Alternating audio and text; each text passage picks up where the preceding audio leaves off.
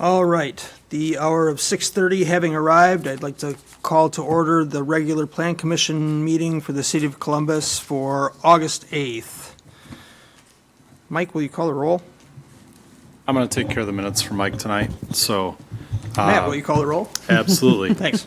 Finkler. Here. Traxler. Here. Monday. Here. Myers is absent. Hajewski. Here. Albright. Present. All right, we have a quorum. Item 3 on the agenda is notice of open meeting. I saw in the packet that the meeting was posted appropriately, as were the public hearing advertisements for the public hearings. Item 4, your agendas are in your packets. I'll entertain a motion to approve as written or amend. I'll move to approve the Plan Commission minutes from July 11th. Nope, we're on the agenda. Oh, we're on the agenda. Sorry, I moved to approve the agenda. I'm just jumping the gun a little bit. I'll second. Any discussion? All those in favor signify by aye. Aye. Opposed? All right, we'll work with the agenda as printed. Item 5, Plan Commission meeting minutes from July 11th. Those are in your packet. I'll entertain a motion to approve or amend. Now I will move to approve the Plan Commission minutes from July 11th. I will second that. We have a motion and a second. Any discussion? Hearing none, all those in favor signify by aye. Aye. Aye. All right. Minutes from July 11th are approved as presented. All right, moving on to item 6, we have a couple of public hearings tonight. The first is for a conditional use permit for an LP tank at 115 Commercial Drive for Lyco Manufacturing. I'll open the public hearing, and Matt, will you, well, either Matt or Mike, do you want to give a little intro here? Sure, I'll do that. Thanks. Our code requires when the proposed conditional use permit is from Lyco, they want to place a LP tank to serve a backup generator. The code requires a conditional use permit because of the fuel on site. They met with the police chief and went over, and the police chief recommended the bollards, and you can see that in the site plan, in your document, in your packets, and then there's some setbacks in there. So the bottom line here, staff recommends the 3 conditions listed in the staff report, that the conditions be follow the submitted site plan, place 8 6-foot, it should be 6-foot bollards on the street side of the tank per the site plan, and keep a minimum of 25 feet of spacing between the tank and the building. So those would be the recommended 3 conditions on there. Did you say 25 because the paper says 24? What's that? Oh, gotcha. Yeah, that's a typo. If you look at the site plan, I believe it says, I believe it says 25. 25 feet, yeah. Is it 6 inches or 6 feet? 6 feet. 6 feet high, but you don't care how skinny they are. A 6-inch bollard, that's the, Well, he's saying. Well, 6 I feet. guess it is 6 feet. Let's follow the site plan. 6-inch bollards in diameter, yeah, to protect it, the height of the tank, yeah. and I actually, believe that's it, right? Correct. And we do have a representative, Brad, from Lyco. So bollards are 6-inch. will you, I can. thanks. Make it official. And commissioners will have an opportunity to discuss too, so we'll officially open the public hearing with comments. Please state your name. Okay, Brad Weber, Lyco Manufacturing. Thank you, Mr. Weber. Go ahead. So, yes, bollards are 6-inch in diameter, unless, that's typically the standard.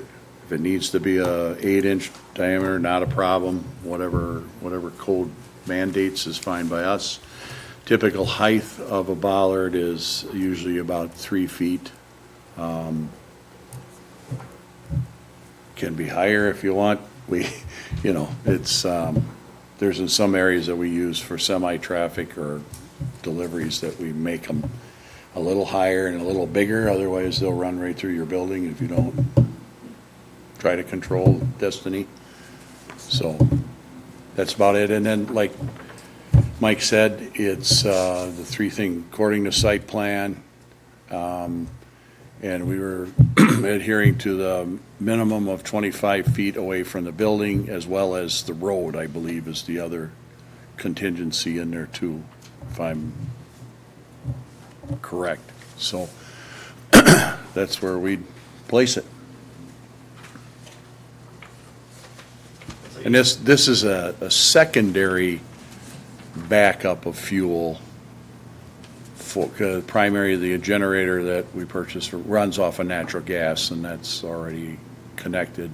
But in case natural gas would have a disruption, we would defer to the LP tank, which honestly, that'll probably only give us a day and a half or 2 days of running, but hopefully by then we got reconciliation of the power problem. Okay, thanks. When we get into our discussion, we might have you up for questions. Yes, So- not a problem, thank you. All right, we'll turn to the public if there's any other public comments at this time. I did not have anyone, sign up to speak. Okay. All right, I'll ask a second time, any public comments on the conditional use permit application?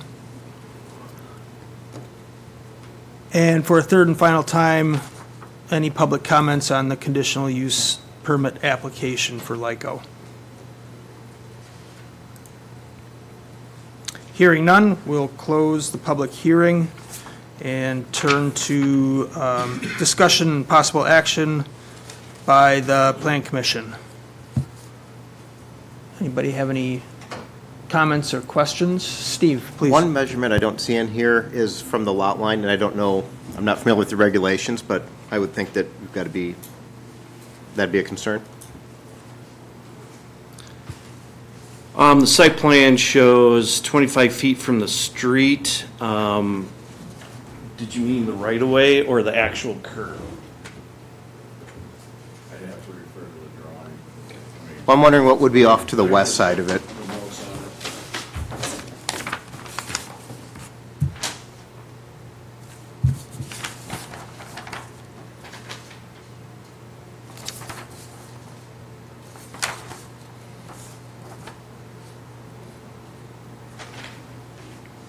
Yeah, is this at the very westerly?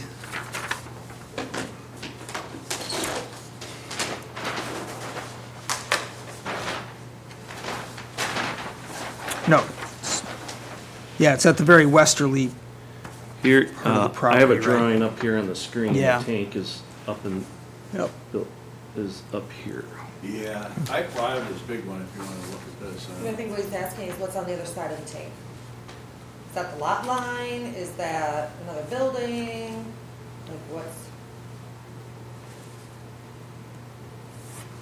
On the south side of it, Westerly.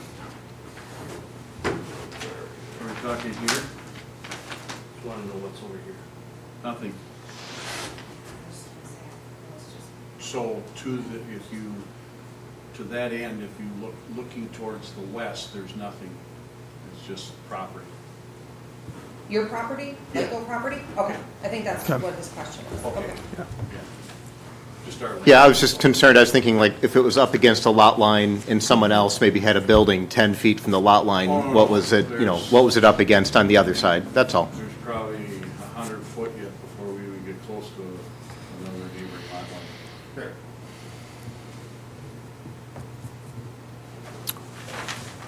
I guess to that end, any appropriate setbacks will be set by the by the site plan review, right? Correct.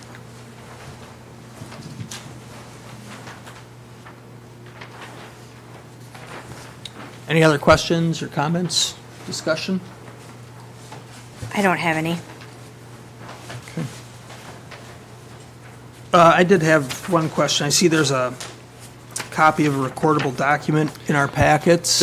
Is that complete? That's just kind of how it will end up. I think if you want to make a recommendation of approval with those 3 conditions, we'll get it in the right format, or that format. Okay, yeah, That's just it- the first page. of I it. was going to say, it looked like there was probably more pages to it, but, okay.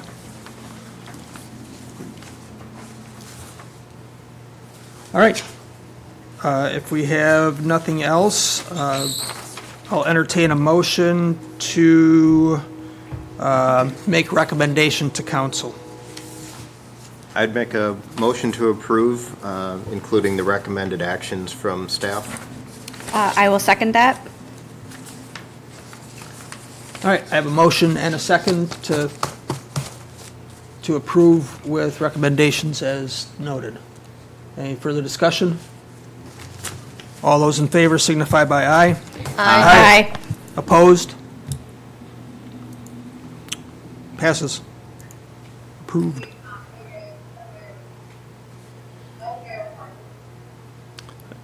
And we do have, well, go on, I'm just trying to work the Zoom, so.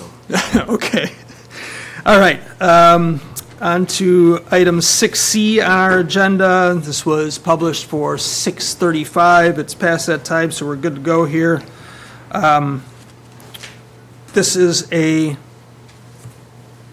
doesn't say on the agenda here, but this is a public hearing for the project plan and boundary for tax increment district number 7. Is that correct? Yes. All right, so, anybody who wishes to speak from the public on the project plan and boundary, we're ready.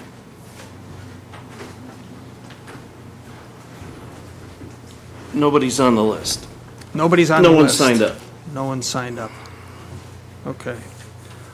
And nothing, you got nothing from via email or other Nothing comments via that you want to email, read into no. the record? We do have Vanderwall Associates who help create the document, and they can do a presentation on the TIF plan. It- That should be under the action item and not as part of the public hearing. Okay. All right, I'll ask a second time. Any member of the public wishes to make comment on the project plan and boundary for TID 7? And for the last time, any public comments on the plan and boundary for TID 7? All right, hearing none, I'll close the public hearing, and we can move to item 6D, which will be discussion and possible action regarding the plan and boundary for TID 7. Go ahead, staff or Vanderwall, however you want to do this. Great, and Mike, while I'm teeing up here, would you be able to allow me to share screen, please, on the Zoom? Sure. Just click the multiple. And then click stop share on the red on the top. And then she should be, you want to maximize this window. This one? Yep, and then you can close your participants. Okay. There you go. All right, you should be able to see a PowerPoint from me. So I can go ahead and introduce myself. My name is Sonia Kriesel. I'm an associate planner with Vanderwall and Associates, and we've been assisting the city with potential creation here of TID number 7. We have had some conversations with staff and visited with the city's committee of the whole back in May. Since then, we've been continuing financial analysis and drafting of the TID plan and setting off the required steps in order to consider and potentially adopt the new TID project plan. I have a number of slides here prepared just to help facilitate an overview of TID 7. And ultimately, the request tonight would be to ask for plan commission discussion, feedback, and potential action to recommend approval of this TID 7 draft project plan to the Common Council. I'll share more on the details of the proposed TID 7 and our required schedule, but before I do that, I'll jump into just a few slides here providing some basics and reminders of how tax incremental financing works. So for the public and for the Plan Commission's information, this graph shows how taxes flow kind of before and after creation of a TIF district. On the bottom, you can see the blue rows running horizontally, and that represents taxes that are paid currently to the overlapping taxing jurisdictions.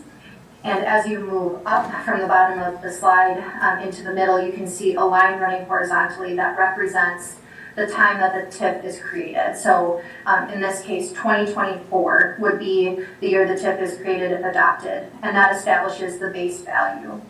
Nothing changes in terms of those taxes that are continued to be paid and flow to the overlapping taxing jurisdictions. They continue to receive taxes on the base value as established in 2024. Over time, as the value increment increases from either inflation or new development, that new tax revenue would stay within the TIF district and would be available to be used to finance projects or incentivize economic development projects within the TID until the time that the TID is created. So you can see that further to the right on the vertical row at the time of TID termination. Then the new taxes, in theory, that would not have happened but for the TID creation, are now available at a higher level than they were and return to the overlapping taxing jurisdictions. A review of a couple of key terms that we might talk about here in discussion of TID 7 tonight. Base value, I covered that in the slide. It's the value at the start of the TID creation. The value increment is what is new, coming post-TID creation, and that's the value that is observed into the TIF district during its life. The tax increment is the taxes paid on that new value. In this case, we have a couple of time frame items just to point out for the type of TIF district that we're looking to create. It has a 20-year lifespan, must be terminated at a maximum point of 20 years. However, expenditures on specific projects must be completed 5 years prior to that within a 15-year span from creation. In terms of the incentives, this can occur as upfront bonding or cash grants, but more commonly, and is sort of the norm in all communities now, is pay-as-you-go financing, where the developer borrows the money and that loan is paid back through the TIF as value is generated. The Joint Review Board is a body that's created to oversee and adopt any TIF district within the city, and that's comprised of representatives of the overlapping taxing jurisdictions listed there on the screen. City of Columbus does have a standing joint review board, and we met with them yesterday to discuss this draft TID plan. Eligible project costs that can be assisted with TIF funds are listed on the screen. Those can include public infrastructure projects, cash grants to incentivize economic development, that can fund property acquisition, real estate, demolition and site preparation costs, planning costs, including the cost of creating the TID itself, marketing, and administrative costs over the life of the TID. There are also ineligible project costs that include those listed on the screen here. General operating expenses cannot be absorbed within TIF incentives or funding. Capital or administrative costs beyond the percentage necessitated by the TID. Constructing public buildings, so new fire stations, libraries, school buildings cannot be funded through a TIF. The cost of expanding a facility generally funded by user fees, and cash grants to owners, lessees, or developers without a signed development agreement sent to the JRB. So the general premise of creating a TIF district, or in negotiating a TIF development agreement to incentivize the development is that the development would not happen but for the existence of the TIF. So there is a demonstrated public purpose or benefit that must be established. And examples of that are listed here on the screen: to eliminate blight in some cases, diversify the tax base, create jobs, environmental cleanup, etc. Earlier on, I mentioned that there are two common financing strategies that you might see in a development agreement under a TIF district. And that could be pay-as-you-go incentive or upfront municipal bonding. I mentioned that upfront cash grants are less common, and it's more the case to use pay-as-you-go. With upfront cash grants, the risk is a little bit more skewed to the city because that money would be borrowed on the city's books as opposed to the developer borrowing the money under pay-as-you-go deal. In either case, we're looking at developer guarantees that would be negotiated through development agreements and looking at specific project needs with every project establishing the but-for case during their own development agreement negotiation. In terms of the TID project plan itself, the requirements and the process to create one are very specifically guided by state statutes. That includes a project plan, inclusion of the TID boundaries, the type of TID and the term, delineation of existing and future land uses as well as zoning designations, an explanation and delineation of project costs and expenditures, how incentives or project costs might be financed, potential development projects, a review of financial feasibility in order to create the TID, and a but-for finding. So you'll see some of these, all of these within the draft project plan. A quick overview of the process. Again, I mentioned this is very specifically guided by state statutes with specific requirements that must be met. There are a number of bodies that are involved in review, including 2 different meetings by the Joint Review Board. The first is called the organizational meeting, and that must happen prior to the Plan Commission public hearing. That occurred yesterday. Without specific questions or requests for changes from the Joint Review Board. No action was taken. It was simply a review of the draft project plan.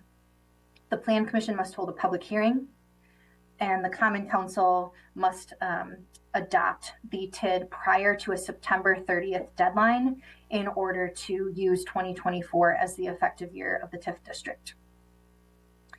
The Joint Review Board does have a second meeting that occurs after council adoption, and that meeting can occur after the September 30th deadline that I just mentioned. We do have that tentatively scheduled for October 1st, which is a Tuesday night before Columbus City Council meeting. On the following slides here, I'll get into some details about TID 7 itself. But one of the first steps that we take in reviewing any potential TIF district is review of compliance for the 12% test. So municipalities are limited to the total amount of equalized value within TIF districts compared to the city overall, and that is limited to 12%. So here we looked at the incremental value within the city's existing TIF districts. So you do have 3, TIDs 4, 5, and 6. And then added to that the projected base value of TID 7. And we have a total of those estimated at 5%, so well below the 12% maximum. If there are any closures in other districts in the near future, that would further reduce and put you below the 12%.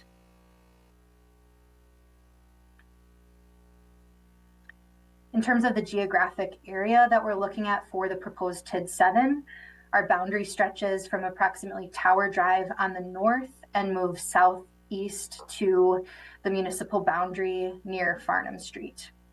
We have approximately 172 acres shown here across 19 parcels, and the impetus for creation of this boundary in particular is to include 4 potential development sites that might generate new value within the TIF district and may negotiate development agreements within the TID in the future. So those 4 sites include potential development at Tower Drive, 1400 Park Avenue, Phase 3 of Kestrel Ridge, and a vacant development parcel across from that, shown as parcel 19 here at the lower left or south east corner.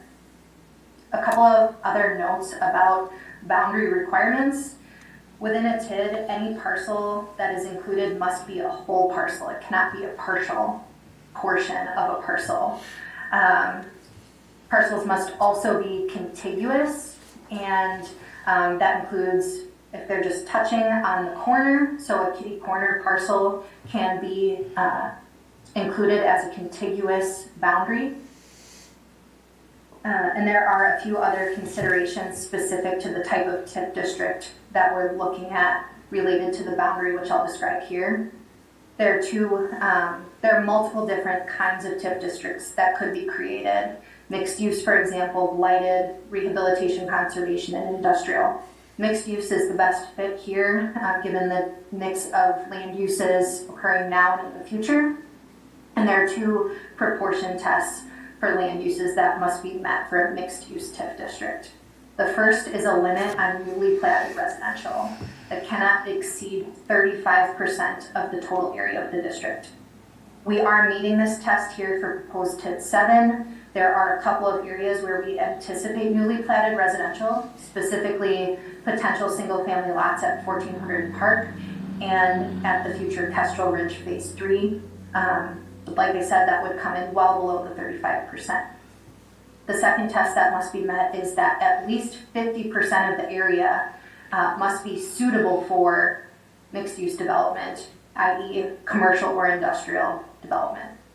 So again, going back to our boundary, aside from contiguity, that is one of the reasons why we're showing inclusion of the different golf courses, the Columbus Golf Course and Kestrel Ridge, because those can be qualified as commercial land uses, operated commercially, operated for profit, suitable for being the keyword in the statute. So this is how we are meeting the 50% test shown on this slide. A mixed-use district, as I mentioned, would span 20 years with an expenditure period 5 years prior to that. So in order to test financial feasibility of the proposed TID, we run some different scenarios, including assumptions of what kind of development might occur. This is not required to occur at these levels or at these phases, but it is one scenario that could occur. And we've based these development assumptions on those 4 areas that I mentioned earlier. For values of anticipated development, we anticipate that this could create $68 million in new value.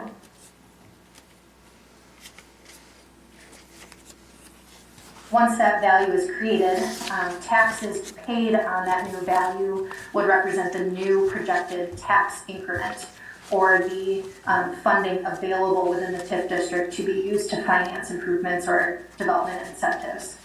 And based on the assumptions we have here shown on the screen, that $68 million in new value would represent $15.8 million in new tax increment. We do believe that this is a relatively conservative estimate of tax revenue to be created based on what we're showing a 1.5% decline in the tax rate per year, as well as holding inflation flat at 0 for the new value, rather than sort of expecting that values would increase year over year. We held that flat.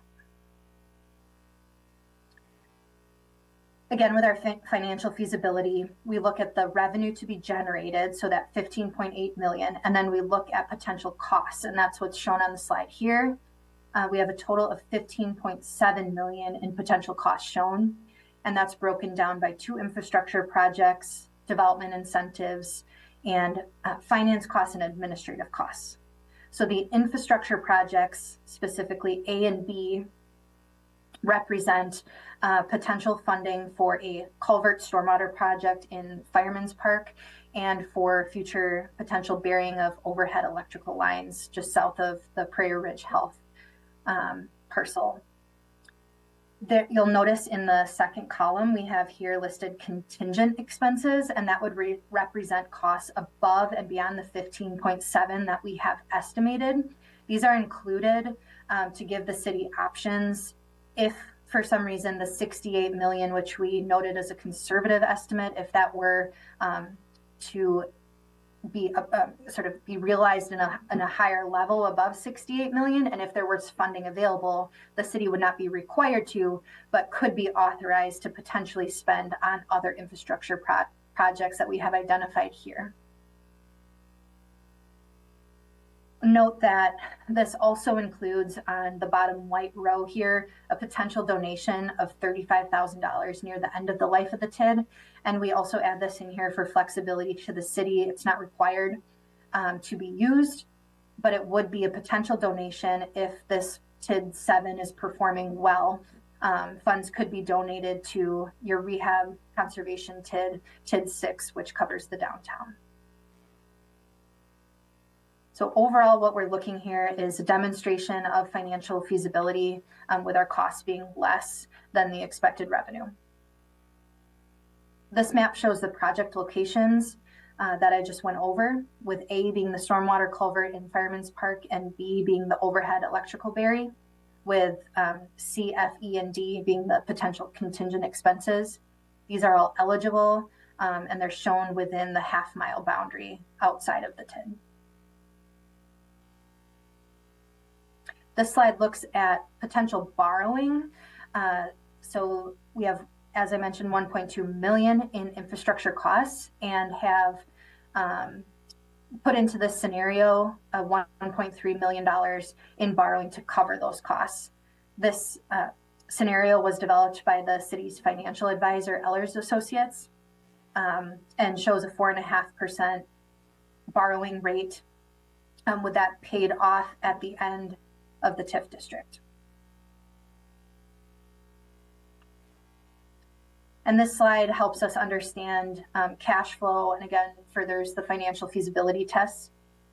You can see in the balances columns over here on the right that there are some red numbers. And what we're really looking at is the cumulative balance.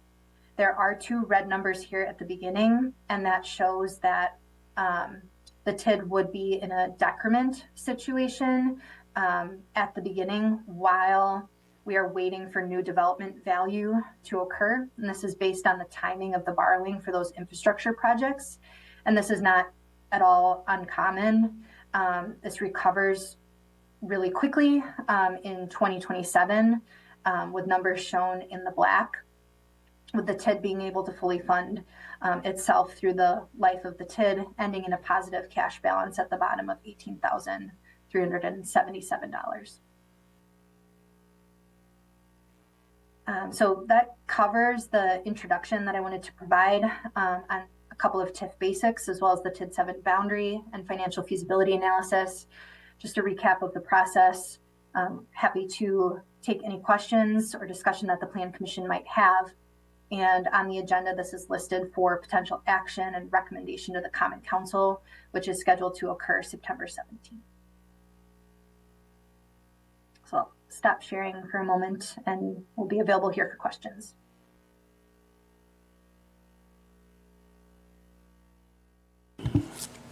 Just want to, you have your resolution outlining, recommending approval of the project plan and boundary. So that should be in your packet. So I have a question. So. Mike. Get your mic. Oh, I thought. I had it on, sorry. So my question is about going up Park Avenue, turning onto Tower Drive and taking it out to K. Why we didn't add that? We had those discussions, and I think you want eminent projects to be in discussion. And staff met with the landowner, didn't feel that this was the right time to include that area. In the future, we could amend this district to include that land or consider the addition of an eighth district. Okay.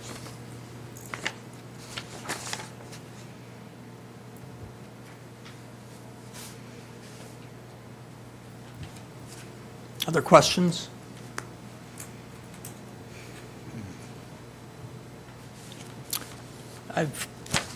I've got one.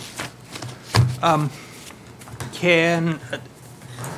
see the but-for test is sort of very briefly touched on here on page 2.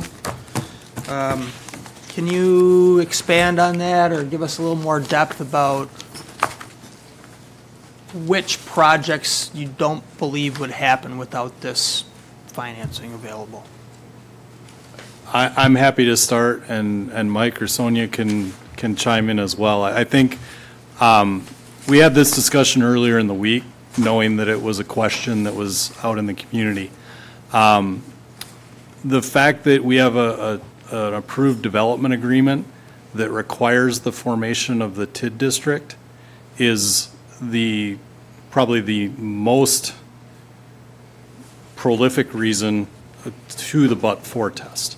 I think there's some other tangential things, such as this parcel, the property, 1400 Park Avenue, was on the market for close to 5 years, and sat on the market for a considerable amount of time. So I think, the combination of those two things, the other part of the but-for me is we need to take advantage of every tool that we have with the list of infrastructure projects that are required to be completed by the city, from a street construction, facility construction, stormwater maintenance.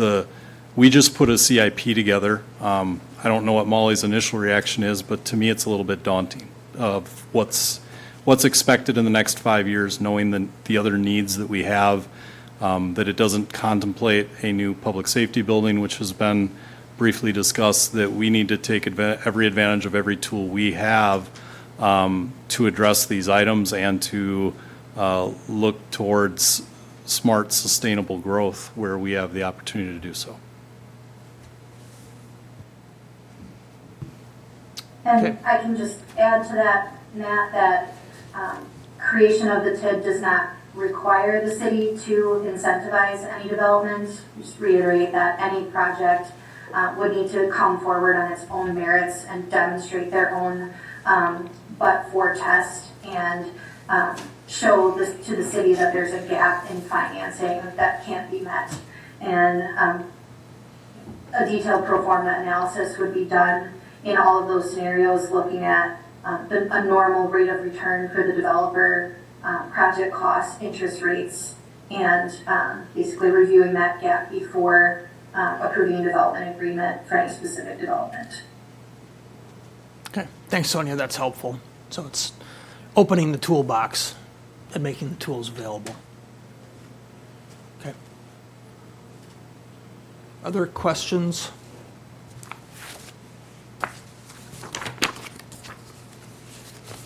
Andy, do you have a question? Your light is on. Oh, no. Okay. I guess I've got another one. I was glad to hear that you met with the Joint Review Board, and I think talked to the school district, et cetera, would be involved. I've had experience with TIDs in my professional life, and often it gets brought up, like the notion of robbing Peter to pay Paul from other taxing jurisdictions.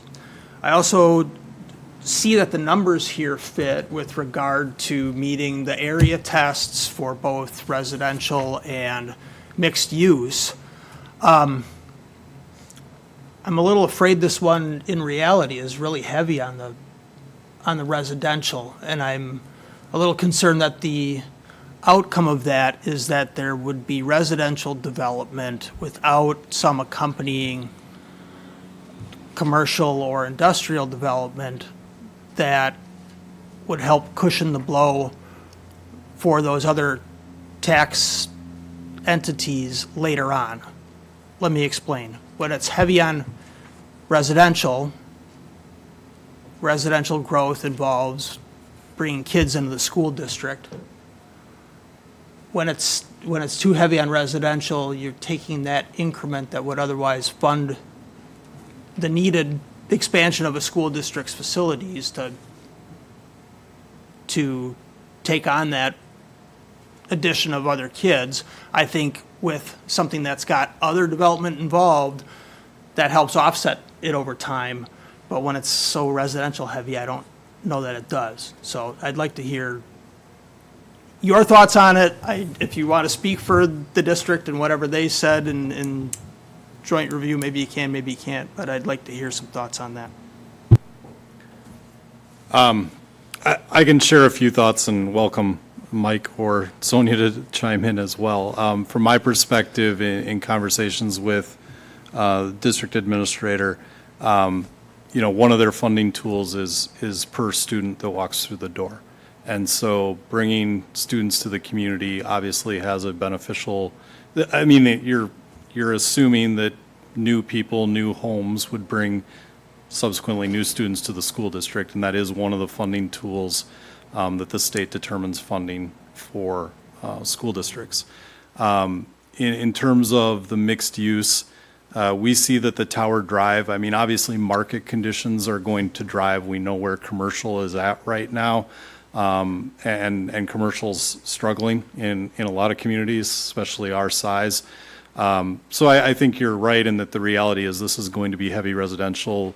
The Tower Drive site, we do feel has the potential to be mixed use and have some commercial as part of that development, but it's obviously going to depend on between now and then where market's at and what the right fit is there. The other thing is that the golf courses being included are commercial entities, and that it helps us fill that 35%, 65% test, but also that they are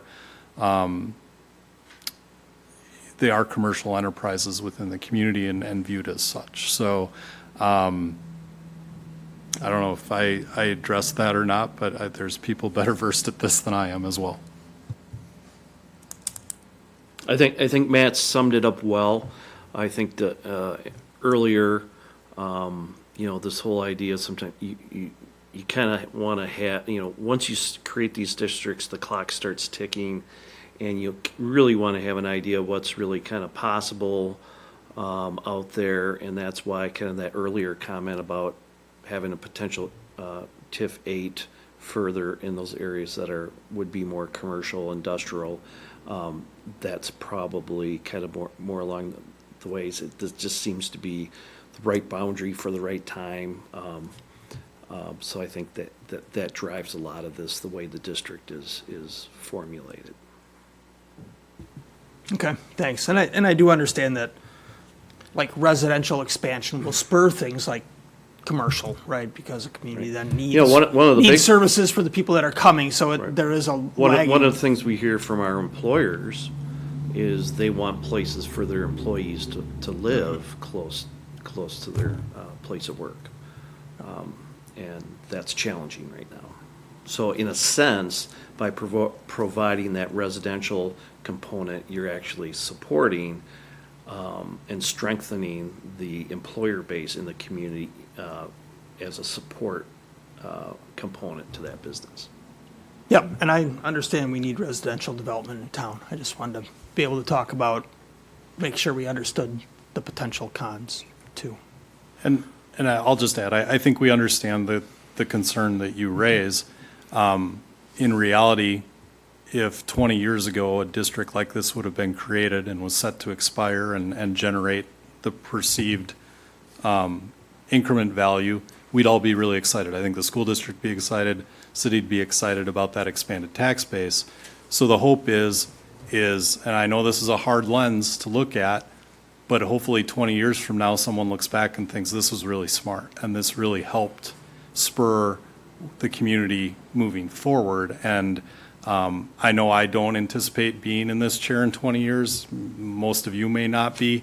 But as a lifelong parks guy, the whole leave it better than you find it is a big motto I've tried to live my professional life by, and I think this helps us do that for Columbus.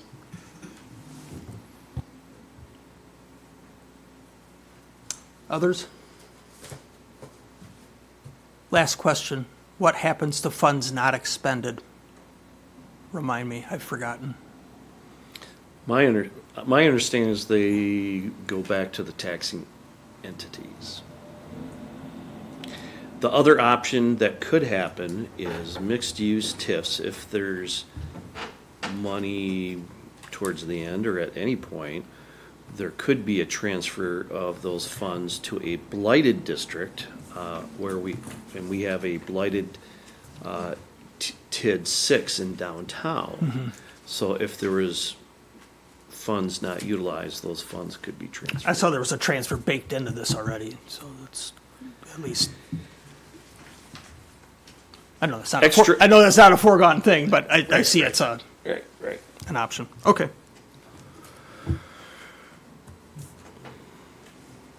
Thanks. I think I got it.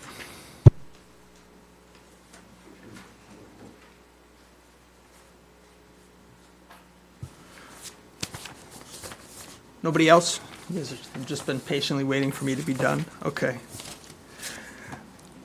In that case, I will entertain a motion for any action this commission wishes to take.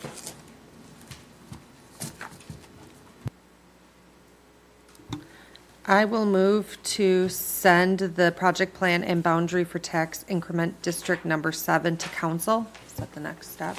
I'll second that. All right, we have a motion and a second to forward this motion, this resolution as printed to council. Any further discussion?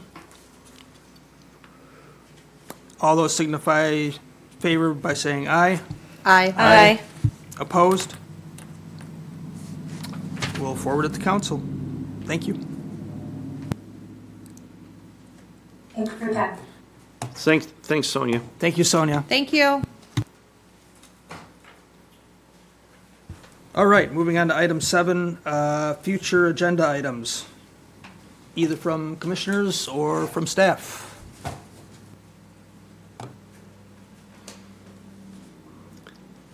I know we've talked about code, here, let me try, I'm just, give me a second to, do something with the screen. And meeting for all. Anyways, we've talked about updating the code, that is, still, something, we're working through some of the details, in some areas. But there's been a lot on the plate. One other thing, so one of the things I think we've mentioned before is, hey, we can tweak the code here and there. But I think as part of our strategic planning processes and things, we're kind of at the point where, at least internally in staff, where it looks like it probably would be way worth our efforts to do a comprehensive overhaul of that code. Because there's just so many things, and at some point, we need to stop kicking the can down the road. So we're looking at some options on how to best proceed in that realm. So from that perspective, we're still working out those details on that. And if Matt, do you have any more to add to that, Matt? Yeah. So, but quite a bit of things, everything from, just everything we're doing. There's the code is, like, if you look at some of if you're a code junkie, what you will see in municipal zoning code is things from formatting that have a few colors in them. They even have drawings instead of just text to communicate what we're trying to achieve as far as a regulation, and sometimes even photos. So it's a more understandable, relatable code for professionals and the public to utilize. So those are some of the things, especially those drawings, really communicate things a lot better. And so I would hope, if we revise our code, that we would include things like that, because they're a lot more understandable at times. So we're going to continue to work on that as kind of more of a long-term strategy.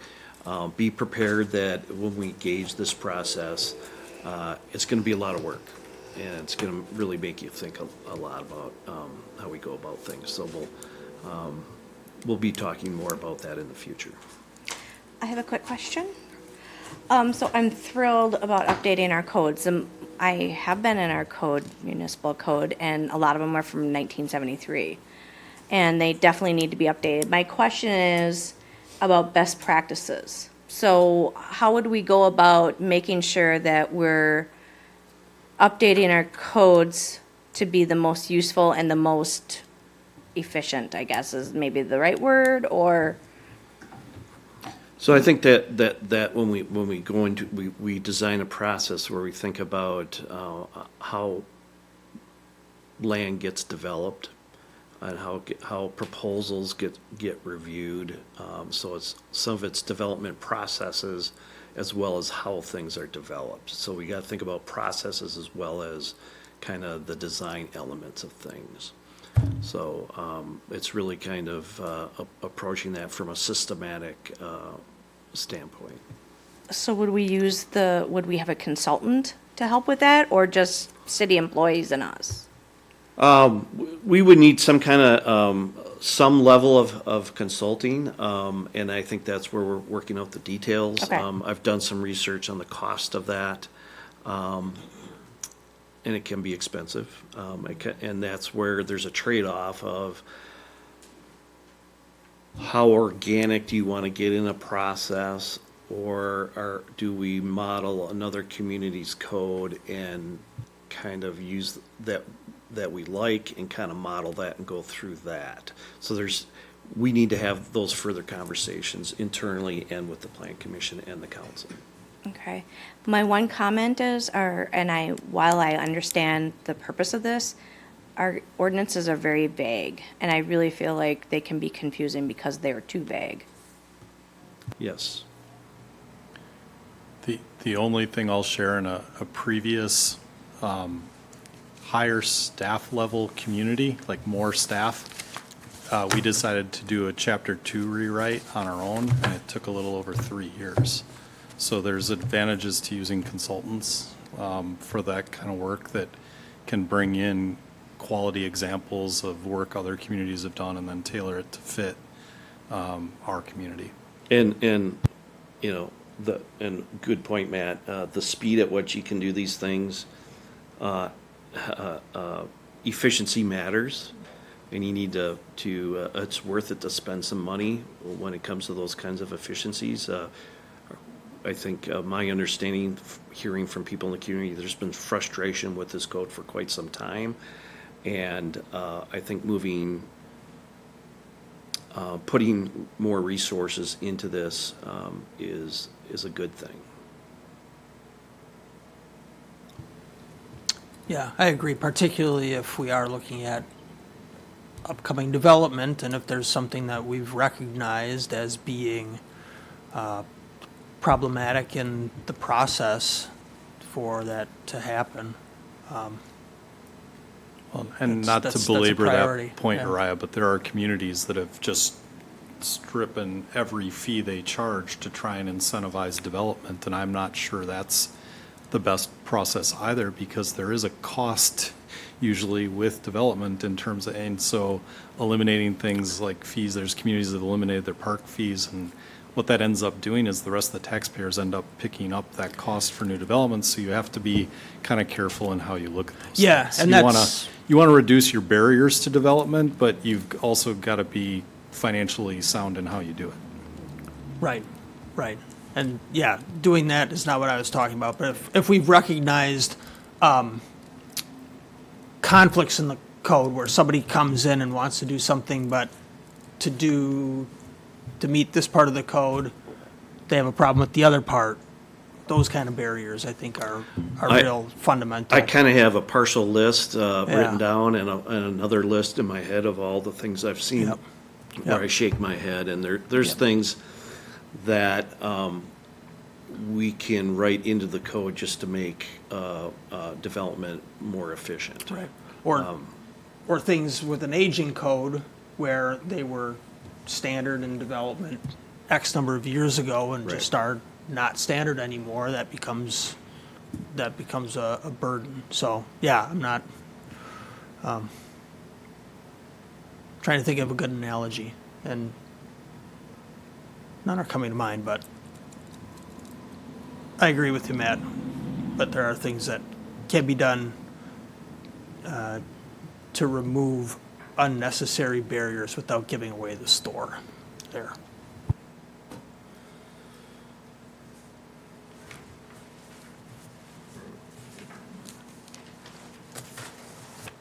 Okay, anything else? All right, I will entertain a motion to adjourn. Move to adjourn. Second it. Did you have every single one or every single motion tonight? I think you're 6 for 6. No, Oh, did Steve you? got one Oh, in there sorry. too. Yeah, I like to move things along. I know, I get grief everywhere. By the way, I'm getting a move to adjourn button, so just wait, it's coming. All right, I have a motion and a second. All those in favor signify by aye. Aye. We're adjourned.